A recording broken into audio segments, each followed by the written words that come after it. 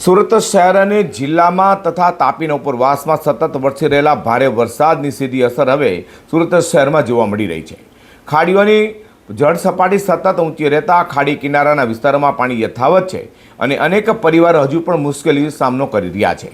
લિંબાયત, મીઠી ખાડી, ભેદવાડ ખાડી, પૂણા, પર્વત પાટિયા અને સારોલી સહિતના વિસ્તારોમાં પાણી ઓસરવાનું નામ લેતું નથી। ત્યારે પૂણા, સારોલી પોલીસ સ્ટેશન, આરોગ્ય કેન્દ્ર અને ગામના અનેક વિસ્તારોમાં હજુ પણ 5 થી 6 ફૂટ જેટલા પાણી ભરાયેલું છે। વાહનો પાણીમાં ડૂબી જતા લોકોને ભારે આર્થિક નુકસાની ભીતિ પણ સતાવી રહી છે। સુરત જિલ્લાને તાપીના ઉપરવાસમાં સતત પડી રહેલા વરસાદને કારણે શહેરની ખાડીઓમાં પણ પાણીનું સ્તર સતત ઊંચું રહેવા પામ્યું છે। પરિણામે ખાડી કિનારાના વિસ્તારમાં પાણીનો સતત ભરાવો યથાવત રહેતા જનજીવન હજુ પણ સામાન્ય બની શક્યું નથી। સૌથી વધુ અસર લિંબાયતની મીઠી ખાડી અને ભેદવાડ ખાડી આસપાસના વિસ્તારોમાં જોવા મળી રહી છે, જ્યાં રહેણાંક વિસ્તારો હજુ પણ પાણીમાં ગરકાવ છે। પૂણા, પર્વત પાટિયા અને સારોલી સહિતના વિસ્તારોમાં અનેક રસ્તાઓ પાણીમાં ડૂબેલા છે।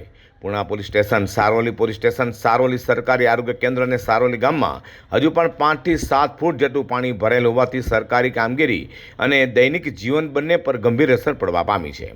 સ્થાનિકો માટે અવરજવર મુશ્કેલ બની ગઈ છે અને જરૂરી સેવાઓ પણ પ્રભાવિત થઈ રહી છે।